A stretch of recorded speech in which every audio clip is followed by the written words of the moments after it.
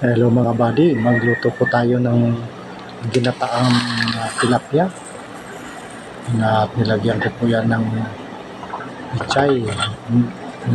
Ang ginawa ko diyan, pinaksiw ko muna bago ko siya lagyan ng gata. Nakulong ko muna, ito, ilagay ko na po dito yung gata.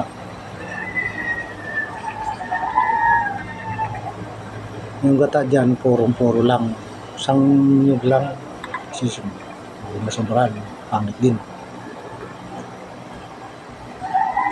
Medyo matagal na tayong kinakain ng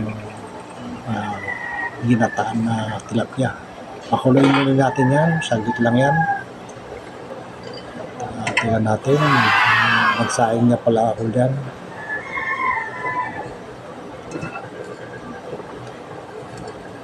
Actually, babaunin ko po ito hanggang sa trabaho mga buddy. Ayan na. Medyo kulo-kulo na po yan. Hindi ko po yan overcook kasi pangit pag overcook. Nung tama lang na kumulo na yung gata at mabawasan siya ng konti.